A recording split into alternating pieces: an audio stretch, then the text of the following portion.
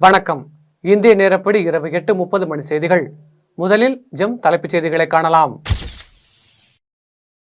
தமிழகத்தில் கொலை கொள்ளை அதிகரித்துள்ளது. அதிமுக பொதுச் செயலாளர் எடப்பாடி பழனிசாமி குற்றச்சாட்டு. மராட்டியத்தில் பேருந்து கவிழ்ந்த விபத்தில் 10 பேர் உயிரிழப்பு. ஓ பன்னீர்செல்வம் மீது தொடரப்பட்ட சொத்து குவிப்பு வழக்கில் மறு விசாரணைக்கு உத்தரவிட்ட சென்னை உயர்நீதிமன்றத்தின் உத்தரவிற்கு உச்சநீதிமன்றம் இடைக்கால தடை. சட்டம் ஒழுங்கை காக்க இயலாத திமுக அரசால் பொதுமக்கள் பாதுகாப்பு கேள்விக்குறியாக உள்ளது. பாஜக மாநில தலைவர் அண்ணாமலை விமர்சனம். 25 ஆண்டுகளுக்கு பிறகு சென்னை பத்திரிகையாளர் மன்றத்திற்கு டிசம்பர் 15ஆம் தேதி தேர்தல் நடைபெறும் என அறிவிப்பு.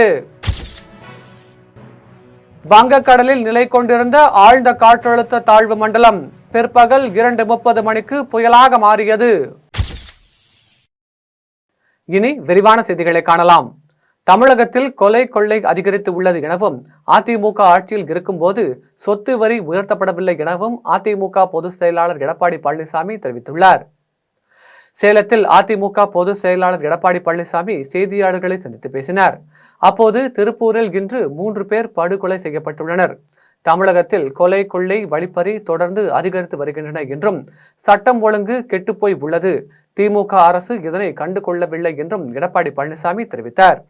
மேலும் நாகை, திருவாரூர், மயிலாடுதுறை மாவட்டங்களில் கனமழை காரணமாக நெற்பயிர்கள் நீரில் மூழ்கி உள்ளன எனவும் இதனால் பாதிக்கப்பட்டுள்ள விவசாயிகளுக்கு உரிய இழப்பீடு வழங்க வேண்டும் என அரசை கேட்டுக் கொள்கிறேன் என்றும் அதிமுக ஆட்சியில் இருக்கும்போது சொத்து வரி உயர்த்தப்படவில்லை எனவும் ஆட்சி மாற்றம் ஏற்பட்ட பிறகு சொத்து வரியை உயர்த்திவிட்டு எங்கள் மீது பழிகை போடுகின்றனர் எனவும் ஆட்சி அதிகாரத்தில் இருப்பவர்களை சொத்து வரி ஏறாமல் பார்த்துக் கொள்ள வேண்டும் எனவும் எடப்பாடி பழனிசாமி தெரிவித்தார்.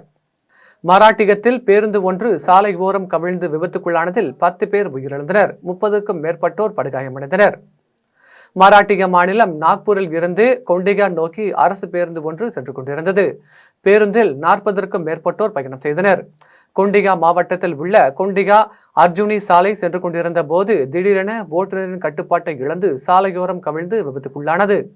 இந்த விபத்தில் பேருந்தில் பயணம் செய்த 10 பேர் பரிதாபமாக உயிரிழந்தனர். மேலும் 30க்கும் மேற்பட்டோர் படுகாயமடைந்தனர். சம்பவம் குறித்து தகவல் அறிந்த காவல்துறையினர் அவ்வழியாக வந்த வாகன ஓட்டிகள் உதவியுடன் படுகாயமடைந்தவர்களை மீட்டு அருகில் உள்ள மருத்துவமனையில் அனுமதித்தனர். மேலும் விபத்து குறித்து விசாரணை நடத்தி வருகின்றனர். இதற்கிடையே பேருந்து விபத்தில் உயிரிழந்தவர்களின் குடும்பத்திற்கு மராட்டிய மாநில முதலமைச்சர் ஏக்நாத் ஷிண்டே இரங்கல் தெரிவித்துள்ளார். அத்துடன் நிவாரண நிதியாக ரூபாய் 10 லட்சம் அறிவித்துள்ளார். ஓ பன்னீர்செல்வம் மீது தொடரப்பட்ட சொத்து குவிப்பு வழக்கில் மறு விசாரணைக்கு உத்தரவிட்ட சென்னை உயர்நீதிமன்றத்தின் உத்தரவிற்கு உச்சநீதிமன்றம் இடைக்கால தடை விதித்துள்ளது. 2001 முதல் 2006ஆம் ஆண்டுகளில் அதிமுக ஆட்சியின் போது ஓ பன்னீர்செல்வம் வருமானத்திற்கு அதிகமாக ரூபாய் 1,77,00,000 சொத்து சேர்த்ததாக ஓ பன்னீர்செல்வம் மற்றும் அவரது குடும்பத்தினருக்கு எதிராக திமுக ஆட்சியின் போது லஞ்ச ஒழிப்புத்துறையினர் வழக்கு பதிவு செய்தது. இந்த நிலையில் 2009ஆம் ஆண்டு இந்த வழக்கில் லஞ்ச ஒழிப்புத்துறை குற்றப்பத்திரிகை தாக்கல் செய்தது. ஆனால் 2012ஆம் ஆண்டு மீண்டும் அதிமுக ஆட்சிக்கு வந்தபோது ஓ பன்னீர்செல்வத்திற்கு எதிரான வழக்கை திரும்ப பெறுவதாக லஞ்ச ஒழிப்புத்துறை தாக்கல் செய்த மனுவை ஏற்று வழக்கில் இருந்து அனைவரையும் விடுவித்து சிவகங்கை நீதிமன்றம் தீர்ப்பளித்தது. ஆனால் இந்த வழக்கை மீண்டும் மறு ஆய்வுக்கு எடுத்த நீதிபதி ஆனந்த் வெங்கடேஷ் சிவகங்கை நீதிமன்றம் பிறப்பித்த உத்தரவை ரத்து செய்து வழக்கை மீண்டும் விசாரிக்கவும் மதுரை சிறப்பு நீதிமன்றத்தில் விசாரணையை மாற்றியும் உத்தரவிட்டிருந்தார். இந்த உத்தரவை எதிர்த்து ஓ பன்னீர்செல்வம் சார்பில் உச்சநீதிமன்றத்தில் தொடரப்பட்ட மனுவை விசாரித்த நீதிபதிகள் மறு விசாரணைக்கு நடந்த சென்னை உயர்நீதிமன்ற பிறப்பித்த உத்தரவிற்கு இடைக்கால தடை விதித்தார். சட்டம் ஒழுங்கை காக்க இயலாத திமுக அரசால் பொதுமக்கள் பாதுகாப்பு கேள்விக்குறியாக உள்ளது என்று பாஜக மாநில தலைவர் அண்ணாமலை தெரிவித்துள்ளார். பாஜக மாநில தலைவர் அண்ணாமலை எக்ஸ் தள பக்கத்தில் பதிவு ஒன்றை பதிவிட்டுள்ளார். அதில் திருப்பூர் மாவட்டம் பல்லடம் அருகே உள்ள சேமலை கவுண்டன் பாளையத்தில் தாய், தந்தை, மகன் என ஒரே வீட்டில் 3 பேர் கொலை செய்யப்பட்டுள்ள செய்தி அறிந்து மிகவும் அதிர்ச்சி அடைந்தேன் என்று அண்ணாமலை தெரிவித்துள்ளார். மேலும் கடந்த ஆண்டும் பல்லடம் பகுதியில் இதேபோன்று வீட்டில் புகுந்து ஒரே குடும்பத்தில் சேர்ந்த 4 பேர் வெட்டி கொல்லப்பட்ட சம்பவம் நடந்தது என்றும் சமூக விரோதிகள் மீது கடுமையான நடவடிக்கை எடுக்க முடியாதபடி காவல்துறையின் கைகள் கட்டப்பட்டு இருப்பதால் தமிழகத்தில் சிறிதும் பயமின்றி வீடு புகுந்து கொலை செய்யும் அளவிற்கு சட்டம் ஒழுங்கு சீர்குலைந்து கிடக்கிறது எனவும் காவல்துறைக்கு பொறுப்பான முதலமைச்சர் இதுகுறித்து எந்த கவலையும் இல்லாமல் இருக்கிறார் எனவும் மாநில அரசின் முழு முதற் பணியான சட்டம் ஒழுங்கை காக்க இயலாத திமுக அரசால் பொதுமக்கள் பாதுகாப்பு கேள்விக்குறியாகி உள்ளது என்றும் தெரிவித்தார். மேலும் எதிர்க்கட்சியினரையும் அரசையும் விமர்சிப்பவர்களையும் கைது செய்ய மட்டுமே காவல்துறை பயன்படுத்தப்படாமல் அவர்கள் பணியை சுதந்திரமாக செய்ய அனுமதித்து பொதுமக்கள் பாதுகாப்பை உறுதி செய்ய வேண்டும் என்றும் திமுக அரசை வலியுறுத்துகிறேன் என்று பாஜக மாநில தலைவர் அண்ணாமலை தெரிவித்துள்ளார். 25 ஆண்டுகளுக்கு பிறகு சென்னை பத்திரிகையாளர் மன்றத்திற்கு டிசம்பர் 15ஆம் தேதி தேர்தல் நடைபெறும் என்று அறிவிக்கப்பட்டுள்ளது. 52 ஆண்டுகள் பழமை வாய்ந்த சென்னை பத்திரிகையாளர் மன்றத்திற்கு பல ஆண்டுகளாக தேர்தல் நடத்தப்படவில்லை. இதனால் தேர்தல் நடத்துவதற்கான நடவடிக்கைகள் மேற்கொள்ளப்பட்டது. கிளம்பின் பொதுக்குழுவில் அமைக்கப்பட்டுள்ள 12 பேர் கொண்ட சிறப்பு வழிகாட்டுதல் குழுவின் கோரிக்கையின் பேரில் சென்னை உயர்நீதிமன்றத்தின் ஓய்வு பெற்ற நீதிபதி பாரதிதாசன் தேர்தல் நடத்தும் அதிகாரியாக நியமிக்கப்பட்டார். இந்த நிலையில் 25 ஆண்டுகளுக்கு பிறகு அடுத்த மாதம் தலைவர், 2 துணைத் தலைவர்கள், பொதுச் செயலாளர், பொருளாளர், இணை செயலாளர் மற்றும் 5 கமிட்டி உறுப்பினர்கள் பதவிக்கு தேர்தல் நடத்தப்படுவதாக பாரதிதாசன் அறிவித்துள்ளார். அதில் சென்னை பத்திரிகையாளர் மன்றத்தின் முதன்மை உறுப்பினர்கள் மட்டுமே தேர்தலில் வாக்களித்து போட்டியிட தகுதியுடையவர்கள் என்றும் பதவிக்காக வேட்பு மனுக்களை நாளை முதல் டிசம்பர் 7ஆம் தேதி வரை ஞாயிற்றுக்கிழமையை தவிர்த்து பிற்பகல் 2 மணி முதல் மாலை 5 மணி வரை தாக்கல் செய்யலாம் எனவும் வேட்புமனு மீது பரிசீலனை 9ஆம் தேதி பிற்பகல் 2 மணி முதல் மாலை 5 மணி வரை நடைபெறும் என்றும் தெரிவிக்கப்பட்டுள்ளது. மேலும் 10ஆம் தேதி வேட்பு மனுவை திரும்ப பெறலாம் எனவும் இறுதி வேட்பாளர் பட்டியல் 10ஆம் தேதி மாலை 6 மணிக்கு வெளியிடப்படும் எனவும் 15ஆம் தேதி வாக்குப்பதிவு காலை 10 மணி முதல் மாலை 5 மணி வரை நடைபெறும் என்றும் அதன் பிறகு வாக்குகள் எண்ணப்பட்டு அன்று மாலை 6 மணிக்கு முடிவுகள் அறிவிக்கப்படும் என்றும் தெரிவிக்கப்பட்டுள்ளது. வங்கக்கடலில் நிலை கொண்டிருந்த ஆழ்ந்த காற்றழுத்த தாழ்வு மண்டலம் பிற்பகல் 2:30 மணிக்கு புயலாக மாறியது. இது தொடர்பாக சென்னை வானிலை ஆய்வு மையம் செய்தி வெளியிட்டுள்ளது. அதில் 3 நாட்களாக கணிப்புகளை பொய்யாக்கிய வெஞ்சல் புயல் ஒரு வழியாக வங்கக்கடலில் உருவானது. புதுச்சேரி அருகே காரைக்கால் மற்றும் மகாபலிபுரம் இடையே நாளை பிற்பகல் புயலாக கரையை கடக்க வாய்ப்பு உள்ளது எனவும் அப்போது மணிக்கு 70 கிலோமீட்டர் வேகத்தில் காற்று வீசும் எனவும் வங்கக்கடலில் உருவான வெங்கல் புயல் சென்னைக்கு அருகில் 300 கிலோமீட்டர் தொலைவில் மையம் கொண்டுள்ளது எனவும் வானிலை ஆய்வு மையம் தெரிவித்துள்ளது. மக்கள் சாலைக்கு வந்து போராடுவதற்கு முன்பாக இனிவரும் காலங்களில் வாக்குச்சீட்டு முறைகளை பாஜக அரசு நடைமுறைப்படுத்த வேண்டும் என்று சென்னை ராயப்பேட்டையில் செல்வ பெருந்தகை தெரிவித்துள்ளார். சென்னை ராயப்பேட்டையில் உள்ள காங்கிரஸ் கட்சியின் தலைமை அலுவலகமான சத்தியமூர்த்தி பவனில் தமிழ்நாடு காங்கிரஸ் கமிட்டி தலைவர் செல்வ பெருந்தகை செய்தியாளர்களை சந்தித்து பேசினார். அப்போது பாஜக இதுவரை கூடுதலாக பெட்ரோல், டீசல் விலையை உயர்த்தியது மட்டுமல்லாமல் ஜிஎஸ்டி வரியாக ரூபாய் 36 கோடியை வசூல் செய்திருக்கிறது என்றும் இதில் மிகப்பெரிய பயனாளி யார் என்றால் ரிலையன்ஸ் அம்பானி என்றும் இந்த தேசம் அம்பானிக்காகவா இருக்கிறது என்றும் கேள்வி எழுப்பியுள்ளார். மேலும் ஜனநாயகத்தின் மீது நம்பிக்கை வைத்திருக்கிறோம் எனவும் தேர்தலுக்காக இவிஎம் மிஷினை எந்த நாட்டில் கண்டுபிடித்தார்களோ அந்த நாட்டிலேயே இயந்திரத்தின் மீது நம்பிக்கை இல்லாமல் கைவிட்டுவிட்டனர் எனவும் மக்கள் சாலைக்கு வந்து போராடுவதற்கு முன்பாக இனிவரும் காலங்களில் வாக்குச்சீட்டு முறைகளை பாஜக அரசு நடைமுறைப்படுத்த வேண்டும் என்றும் செல்வ பெருந்தகை தெரிவித்துள்ளார். இப்பொழுது மகாராஷ்டிரா தேர்தலில் மாண்புமிகு நிதியமைச்சர் நிர்மலா சீதாராமன் அவருடைய கணவர் பர்கலா பிரபாகர் அவர்கள் தெளிவாக புள்ளி விவரத்தோடு சொல்லியிருக்கிறார். நாமெல்லாம் சொன்ன அரசியல் கட்சி தலைவர்கள் சொல்றாங்கன்னு சொல்லுவாங்க. இந்த புள்ளி விவரத்துக்கெல்லாம் இவர்கள் பதில் சொல்ல முடியுமா? எதற்காக இப்படி நடந்தது? கடந்த நாடாளுமன்ற தேர்தலில் 543 தொகுதிகளில் ஏறக்குறைய 524 தொகுதிகளில் எப்படிப்பட்ட கூடுதலாக வாக்குப்பதிவை கூட்டி காட்டியிருக்கிறார்கள். குடியாத்தம் நகர லைன் சங்கத்தின் 25ஆம் ஆண்டு துவக்க விழாவில் ஏழை எளியோருக்கு நலத்திட்ட உதவிகள் வழங்கப்பட்டது. வேலூர் மாவட்டம் குடியாத்தம் நகர லயன் சங்கத்தின் 25ஆம் ஆண்டு துவக்க விழாவை முன்னிட்டு குடியாத்தம் பழைய பேருந்து நிலையம் அருகில் உள்ள லயன்ஸ் அரங்கத்தில் ஏழை எளியோருக்கு நலத்திட்ட உதவிகள் மற்றும் அரசின் விருது பெற்ற ஆசிரியர்களுக்கு பாராட்டு விழா நடைபெற்றது. விழாவிற்கு சங்க தலைவர் பாபு தலைமை தாங்கினார். விழாவில் சிறப்பு அழைப்பாளராக பன்னாட்டு இயக்குனர் மகேஷ், லயன்ஸ் ஆளுநர் சுரேஷ், வெங்கடேசன் ஆகியோர் கலந்து கொண்டு லயன்ஸ் சங்கத்தின் புதிய கட்டிடத்தினை ரிப்பன் வெட்டி திறந்து வைத்தனர். இதனைத் தொடர்ந்து சாதனையாளர்களுக்கு சால்வை அணிவித்து விருதுகள் வழங்கப்பட்டது. அதன் பின்னர் ஏழை எளியோருக்கு நலத்திட்ட உதவிகள் வழங்கப்பட்டது. இதில் மாவட்ட முதல் துணை ஆளுநர் பாஸ்கர் உள்ளிட்ட முக்கிய பிரமுகர்கள் பலர் கலந்து கொண்டனர். திருவள்ளூர் மாவட்டம் வலைங்கமான் பகுதியில் மழையால் பாதிக்கப்பட்டுள்ள இடங்களை முன்னாள் உணவுத்துறை அமைச்சர் காமராஜ் பார்வையிட்டு மக்களின் குறைகளை கேட்டறிந்தார். திருவாரூர் மாவட்டம் வலைங்கமான் பகுதியில் கடந்த சில நாட்களாக பெய்து வரும் கனமழையால் பாதிக்கப்பட்டுள்ள இடங்களை முன்னாள் உணவுத்துறை அமைச்சர் காமராஜ் பார்வையிட்டு ஆவூர், கோவிந்தங்குடி, சந்திரசேகரபுரம், ஆண்டாங்கோவில் உள்ளிட்ட பகுதிகளில் மக்களை நேரில் சந்தித்து குறைகளை கேட்டறிந்ததுடன் பொதுமக்களுடன் அமர்ந்து டீ கடையில் தேநீர் அருந்தினார். அதன் பின்னர் செய்தியாளர்களை சந்தித்து பேசினார்.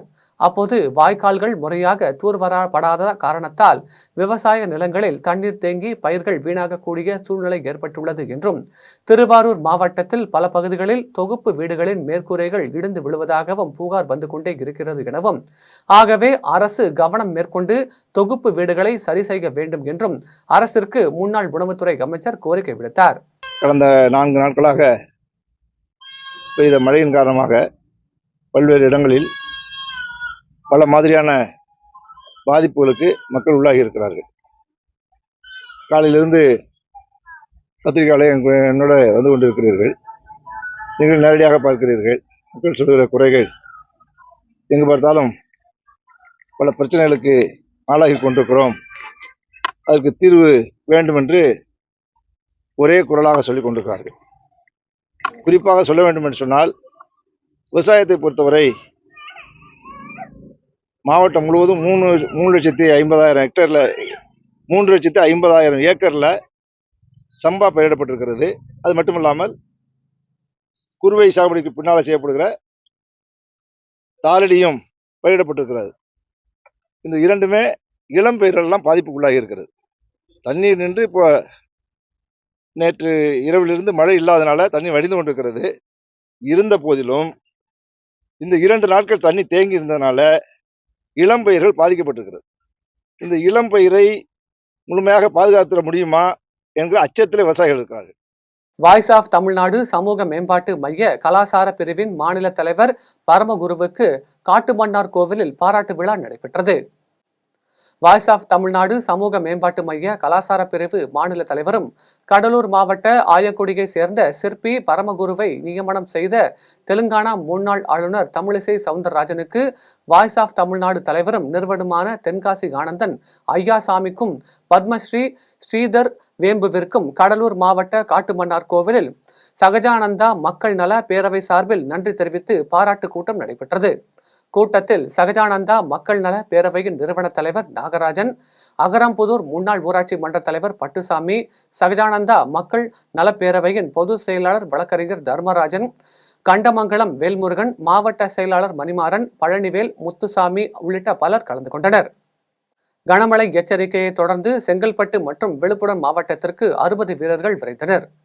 தமிழகத்தின் கடலோர மாவட்டங்களுக்கு கனமழை எச்சரிக்கை விடுக்கப்பட்டுள்ளதை தொடர்ந்து தமிழ்நாடு பேரிடர் மேலாண்மை ஆணையம் கேட்டுக்கொண்டதன் பேரில் அரக்கோணம் தேசிய பேரிடர் மீட்பு படை மையத்தில் இருந்து புதுச்சேரி மற்றும் டெல்டா மாவட்டங்களுக்கு 240 வீரர்கள் முன்னெச்சரிக்கை நடவடிக்கை மேற்கொள்ள சென்றுள்ளனர்.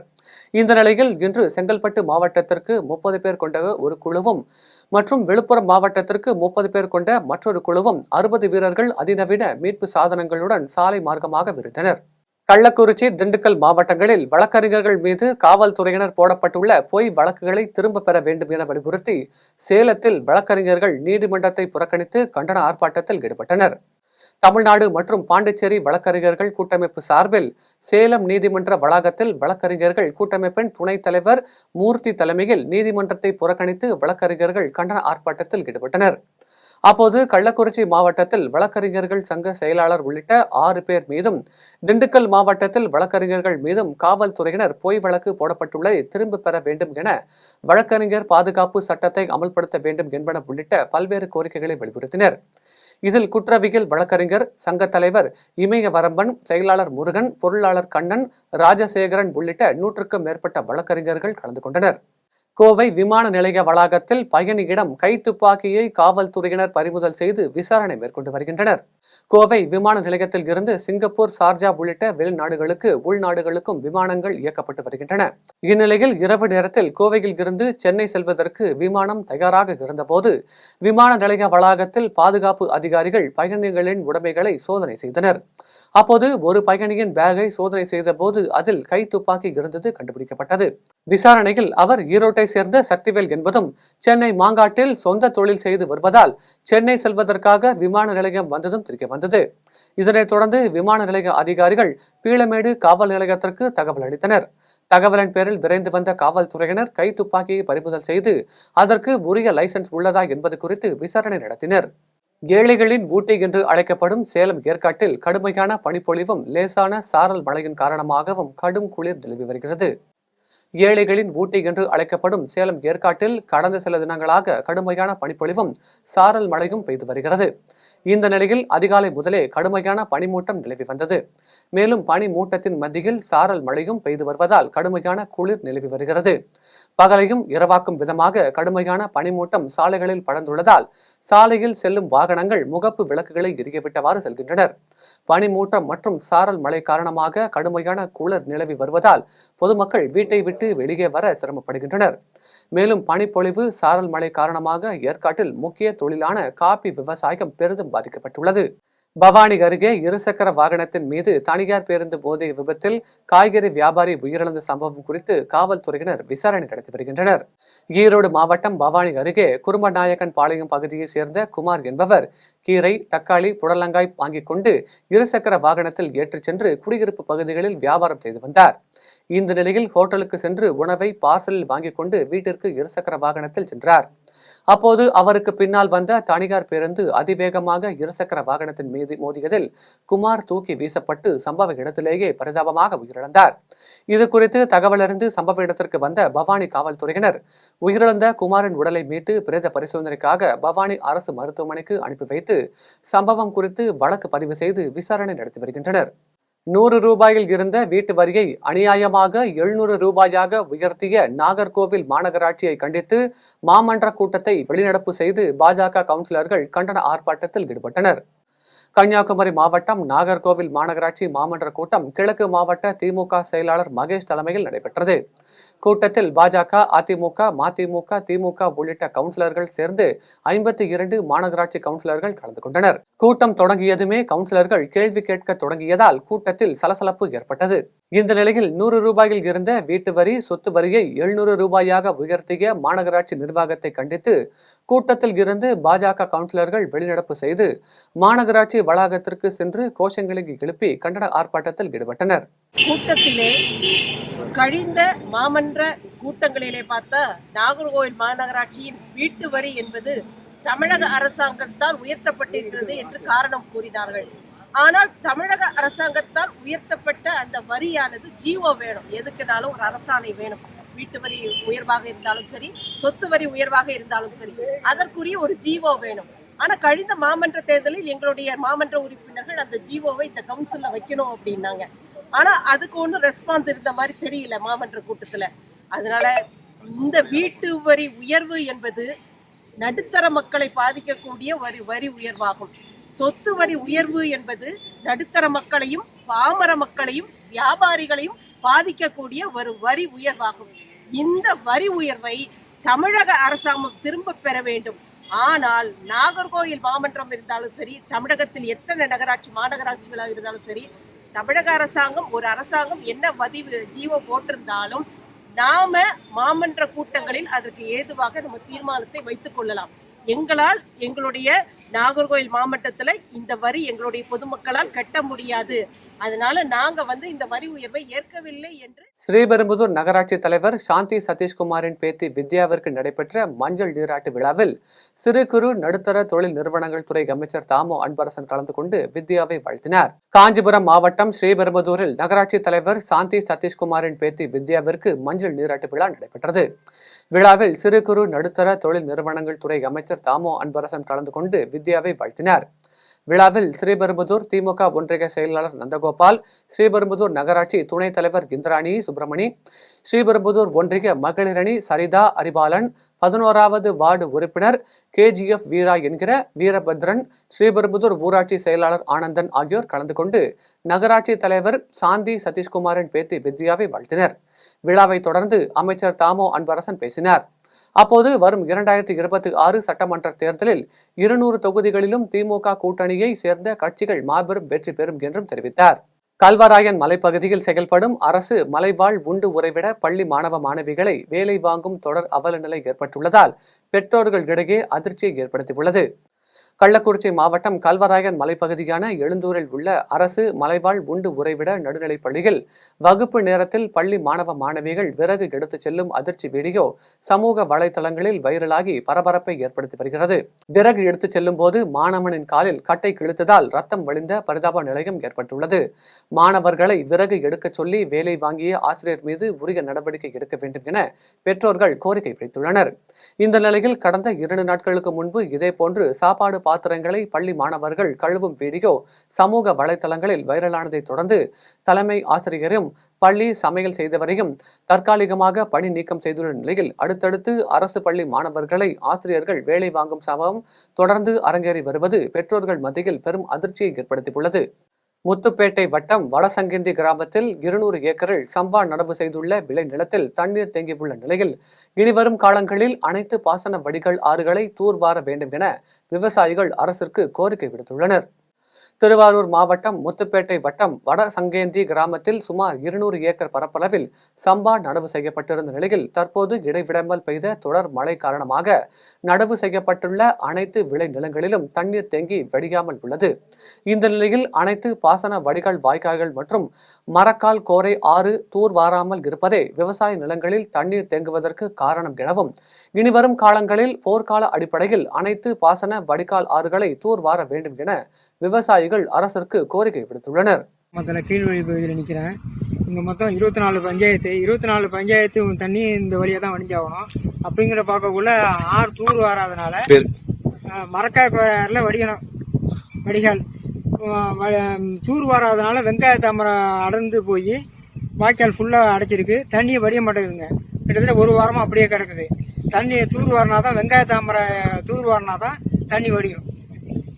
மட்டும் வயல் மட்டும் ஒன்னா இருக்கு, அப்படியே இருக்கு. நீங்க பாத்தீங்கன்னா தண்ணியை சலனம் இல்லாம அப்படியே இருக்குங்க.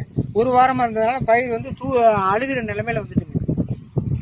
போர்க்கால அடிப்படையில் அரசு உடனடியாக இதுக்கு ஒரு தீர்வு காணணும். பொன்னேரி அருகே மேய்ச்சலுக்கு சென்ற பசுவும் உரிமையாளரும் அருந்து கிடந்த கம்பியின் மின்சாரம் பாய்ந்து உயிரிழந்த சம்பவம் குறித்து காவல்துறையினர் விசாரணை மேற்கொண்டு வருகின்றனர். திருவள்ளூர் மாவட்டம் பொன்னேரி அடுத்த மூலத்தாங்கல் கிராமத்தை சேர்ந்த ஏழுமலை என்பவர் 4 பசுக்களை பராமரித்து பால் வியாபாரம் செய்து வந்தார். வழக்கம் போல ஏழுமலை மாடுகளை மேய்க்க சென்ற போது 3 மாடுகள் வேறு ஒருவரின் நிலத்தில் மேய்ந்ததால் மாடுகளை அங்கு கட்டி வைத்திருந்தார். இதனை அறியாமல் ஏழுமலை தனது ஒரு பசுவுடன் காணாமல் போன 3 மாடுகளை தேடி அலைந்த போது இலவம்பேடு ஏரியின் அருகே அருந்து கிடந்த மின் கம்பியை மிதித்ததில் பசுவும் ஏழுமலையும் மின்சாரம் பாய்ந்து சம்பவ இடத்திலேயே பரிதாபமாக உயிரிழந்தனர். இதனை கண்ட அப்பகுதி மக்கள் அளித்த தகவலின் பேரில் சம்பவ இடத்திற்கு வந்த பொன்னேரி காவல்துறையினர் ஏழுமலையின் உடலை கைப்பற்றி பிரேத பரிசோதனைக்காக பொன்னேரி அரசு மருத்துவமனைக்கு அனுப்பி வைத்தனர். மேலும் வழக்கு பதிவு செய்து விசாரணை மேற்கொண்டு வருகின்றனர். இதனிடையே பழுதடைந்த மின் கம்பிகளை சீரமைக்குமாறு பல முறை மின்வாரிய ஊழியர்களிடம் முறையிட்டும் எந்த நடவடிக்கையும் எடுக்கப்படவில்லை என்பதால் பசுவும் அதன் உரிமையாளரும் என 2 உயிர்கள் பலியானதற்கு மின்வாரிய ஊழியர்களின் அலட்சியமே காரணம் என பொதுமக்கள் குற்றம் சாட்டினர்.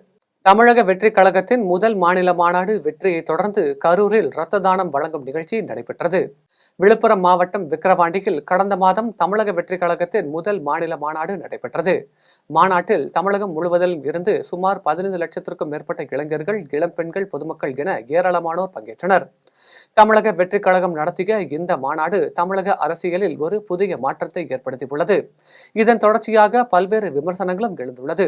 இந்த நிலையில் மாநாடு நிறைவு நடைபெற்று 1 மாதம் நிறைவடைந்ததை தொடர்ந்து தமிழக வெற்றிக் கழகத்தின் கரூர் மாவட்ட தலைவர் மதியழகன் தலைமையில் கரூர் காந்தி கிராமம் பகுதியில் இரத்த தானம் செய்தல், கட்சியின் கொடி ஏற்றுதல், பொதுமக்களுக்கு அன்னதானம் வழங்குதல் உள்ளிட்ட பல்வேறு நிகழ்ச்சிகளுக்கு ஏற்பாடு செய்யப்பட்டது. நிகழ்ச்சியில் இளைஞர்கள், இளம்பெண்கள் என 50க்கும் மேற்பட்டோர் கலந்து கொண்டு இரத்த தானம் செய்தனர். அதனைத் தொடர்ந்து கட்சியின் உறுப்பினர் சேர்க்கையும் நடைபெற்றது. நிகழ்ச்சிக்கான ஏற்பாடுகளை காந்தி கிராமம் பொருளாளர் பால்ராஜ் செய்திருந்தார். இது தொடர்பாக கட்சியின் மாவட்ட தலைவர் மதியழகன் செய்தியாளர்களிடம் தெரிவிக்கையில், அந்த மாநாடு தமிழகத்தில் மட்டுமல்ல இந்தியாவிலேயே இதுவரை எந்த கட்சியும் துவக்க மாநாடாக போட்டு அவ்வளவு பெரிய மக்கள் தன்னெழுச்சியாக வந்து கூடி 15-20 லட்சத்துக்கு மேற்பட்ட மக்கள் கூடி அந்த மாநாடு மிகப்பெரிய வெற்றி மாநாடாக மாறி இன்று தமிழக அரசியல் களத்தையே ஒரு கலக்கத்தில் ஏற்படுத்தியுள்ள அந்த மாநாட்டின் மிகப்பெரிய வெற்றியை குறிக்கும் வகையில் இன்று தமிழக வெற்றிக் கழகம் கரூர் மாவட்டம், கரூர் நகரம், கரூர் மாநகரத்துக்கு உட்பட்ட தெற்கு காந்தி கிராமத்தில் கழக கொடியினை ஏற்றி வைத்து இன்று இங்கு கழக நிர்வாகிகள் 50க்கும் மேற்பட்டோர் இரத்த தானம் செய்து கொண்டிருக்கிறார்கள். இதற்கு தொடர்ச்சியாக அன்னதானம் போன்ற நிகழ்வுகளும் நடைபெற உள்ளது. இந்த மாநாடு வெற்றியை இன்னும் நாங்கள் பல இடங்களில் கொண்டாட இருக்கிறோம். இந்த மாநாடை வெற்றி பெற செய்த கழக நிர்வாகிகளுக்கும், கழக தோழர்களுக்கும், தொண்டர்களுக்கும், பொதுமக்களுக்கும் கரூர் மாவட்ட தமிழக வெற்றிக் கழகம் சார்பாகவும் தமிழக வெற்றிக் கழக தலைவர் தளபதி அவர்கள் சார்பாகவும் பெற்றோர்களுடன் வாகனத்தில் பயணிக்கும் பள்ளி மாணவர்கள் கட்டாயம் ஹெல்மெட் அணிய வேண்டும் என்று சாலை பாதுகாப்பு குறித்த விழிப்புணர்வு நிகழ்ச்சியில் கோவை மாநகர காவல் ஆணையர் வலியுறுத்தியுள்ளார். சாலை பாதுகாப்பு குறித்து கோவை மாநகர காவல்துறை சார்பில் பள்ளி மற்றும் கல்லூரி மாணவர்கள் இடையே விழிப்புணர்வு ஏற்படுத்தப்பட்டு வருகிறது. அந்த வகையில் கோவை ராமநாதபுரம் பகுதியில் உள்ள ட்ரினிட்டி பள்ளியில் சாலை பாதுகாப்பு குறித்த விழிப்புணர்வு நிகழ்ச்சி நடைபெற்றது. நிகழ்ச்சியில் 500க்கும் மேற்பட்ட பள்ளி மாணவர்கள் கலந்து கொண்டு ஓவியம் மூலம் சாலை பாதுகாப்பு வழிமுறைகள் பற்றி தத்ரூபமாக வடிவமைத்து காட்சிப்படுத்தினர். அதேபோல் மழலையர் குழந்தைகள் ஹெல்மெட், சீட் பெல்ட் அணிவது அவசியம் என்பதையும், குடிபோதையில் செல்போன் பேசிக்கொண்டு வாகனத்தை இயக்கக்கூடாது என்பதையும் வலியுறுத்தி தெருக்கூத்து மற்றும் பாடல் வரிகள் மூலம் மாணவர்கள் உறுதிமொழி எடுத்துக்கொண்டனர். விழிப்புணர்வு நிகழ்ச்சியில் மாநகர காவல் ஆணையர் பாலகிருஷ்ணன் மற்றும் மாநகர காவல் போக்குவரத்து துணை ஆணையர் அசோக்குமார் ஆகியோர் கலந்து கொண்டு கண்காட்சியை பார்வையிட்டனர். அதனைத் தொடர்ந்து கோவை மாநகர காவல் ஆணையர் பாலகிருஷ்ணன் பேசினார். அப்போது பெற்றோர்களுடன் வாகனத்தில் பயணிக்கும் பள்ளி மாணவர்கள் கட்டாயம் ஹெல்மெட் அணிய வேண்டும் என்றும் காவல் ஆணையர் பாலகிருஷ்ணன் வலியுறுத்தினார். வாழப்பாடி அருகே அத்தனூர்பட்டி கிராமத்தில் செயல்பட்டு வரும் அரசு ஊராட்சி ஒன்றிய தொடக்கப்பள்ளிக்கு அத்தனூர் காலனி தொடக்கப்பள்ளி என பெயர் சூட்டப்பட்டதை மாற்றம் செய்ய வேண்டும் என பொதுமக்கள் மற்றும் சமூக ஆர்வலர்கள் அரசிற்கு கோரிக்கை விடுத்துள்ளனர். சேலம் மாவட்டம் வாழப்பாடி அடுத்த அத்தனூர்பட்டி கிராமத்தில் 2 அரசு ஊராட்சி ஒன்றிய தொடக்கப்பள்ளிகள் செயல்பட்டு வருகிறது. இந்த நிலையில் கொட்டவாடி சாலையில் உள்ள அத்தனூர்பட்டி காலனி என்ற தொடக்கப்பள்ளியில் 1 முதல் 5ஆம் வகுப்பு வரை 87 மாணவ மாணவிகள் கல்வி பயின்று வருகின்றனர். இந்த நிலையில் அருந்ததியர் மக்கள் வசிக்கும் பகுதியில் இந்த பள்ளி 1956ஆம் ஆண்டு தொடங்கப்பட்டு 68 ஆண்டுகளாக செயல்பட்டு வருகிறது. இந்த பள்ளியில் பல சமுதாயத்தை சேர்ந்த குழந்தைகள் கல்வி பயின்று வருவதாலும் சிறு வயதிலேயே சாதி பெயரை ஊட்டி வளர்க்கும் வகையிலும் காலனி என்ற சாதி பெயர் சூட்டப்பட்டுள்ளது என்றும் அப்பகுதி மக்கள் தெரிவிக்கின்றனர். மேலும் வாழப்பாடி வட்டாரத்தில் ரங்கனூர், வாழப்பாடி அண்ணா நகர், பழனியாபுரம், முத்தம்பட்டி ஆகிய பகுதிகளில் உள்ள ஊராட்சி ஒன்றிய தொடக்க பள்ளிகள் காலனி என்ற ஜாதி பெயரில் செயல்பட்டு வருவதால் பள்ளிக்கு பெயர் மாற்றம் செய்யக்கோரி தமிழக அரசிற்கு பள்ளி கல்வித்துறைக்கும் அப்பகுதி மக்களும் சமூக ஆர்வலர்களும் கோரிக்கை விடுத்துள்ளனர். கார்த்திகை தீபத்தை முன்னிட்டு கோவையில் அகல் விளக்குகள் தயாரிக்கும் பணிகள் மும்முரமாக நடைபெற்று வருவதாக மண்பாண்ட தொழிலாளர் செந்தில்குமார் தெரிவித்துள்ளார். கார்த்திகை மாதம் நெருங்கி வரும் சூழலில் கோவையில் மண்பாண்ட தொழிலாளர்கள் அகல் விளக்கு தயாரிக்கும் பணியில் மும்முரமாக ஈடுபட்டு வருகின்றனர். குறிப்பாக கோவை கவுண்டம்பாளையத்தில் உடையார் வீதியில் மண்பாண்டம் தயாரிக்கும் தொழிலாளர்கள் அகல் விளக்குகள் தயாரிப்பில் தீவிரம் காட்டி வருகின்றனர். இதுகுறித்து செந்தில்குமார் செய்தியாளர்களை சந்தித்து பேசினார். அப்போது கோவை கவுண்டம்பாளையம் உடையார் வீதியில் பூர்வீகமாக மண்பாண்டம் தயாரிக்கும் தொழில் செய்து வருவதாகவும் பானை, பொங்கல் பானை, அடுப்பு, பூந்தொட்டி, அகல் விளக்கு உள்ளிட்ட மண்பாண்டங்கள் தயாரித்து வருவதாகவும் தெரிவித்தார். மேலும் மண் தட்டுப்பாடு காரணமாக தொழில் பாதிக்கப்பட்டு வருவதாகவும் மண் எடுப்பதற்கு அரசு உதவ வேண்டும் என்றும் செந்தில்குமார் கேட்டுக்கொண்டார். நியூசிலாந்து, பெல்ஜியம், அமெரிக்கா ஆகிய நாடுகளில் இருந்து 22 கார்களில் தஞ்சைக்கு வந்த காதல் ஜோடிகளுடன் பள்ளி மாணவர்கள் மற்றும் பொதுமக்கள் செல்ஃபி மற்றும் புகைப்படம் எடுத்து மகிழ்ந்தனர். நியூசிலாந்து, பெல்ஜியம், அமெரிக்கா ஆகிய நாடுகளில் இருந்து நாம் பார்க்காத, அறியாத Jaguar, Mercedes, Austin Healey, Lagonda, Alvis, Porsche, Bentley, Alfa Romeo, Volvo உள்ளிட்ட பழமையான 22 கார்களில் வெளிநாட்டு காதல் ஜோடிகள் 2606 கிலோமீட்டர் பயணமாக இந்தியா வந்தனர். கர்நாடகா, கேரளா சென்ற அவர்கள் தஞ்சை வழியாக பாண்டிச்சேரி செல்கின்றனர். காதல் ஜோடிகள் தஞ்சை வந்தபோது பள்ளி மாணவர்கள் ஆச்சரியத்துடன் பார்த்து கார் அருகில் நின்று செல்ஃபி மற்றும் புகைப்படம் எடுத்து மகிழ்ந்தனர். காதல் ஜோடிகள் தேசிய நெடுஞ்சாலைகளில் பயணிக்காமல் கிராமப்புற சாலைகள் வழியாக பயணித்து கிராமத்து மக்களின் வாழ்வாதாரம், பண்பாடு, பொருளாதாரம், கலாச்சாரம் பற்றி தெரிந்து கொள்கின்றனர். காதல் ஜோடிகளுடன் ஐசியு, ஆம்புலன்ஸ் மருத்துவர்கள் மற்றும் கார் மெக்கானிக்குகளும் பயணிக்கின்றனர். மீண்டும் ஜெம் தலைப்புச் செய்திகள்.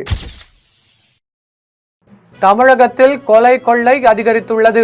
அதிமுக பொதுச் செயலாளர் எடப்பாடி பழனிசாமி குற்றச்சாட்டு.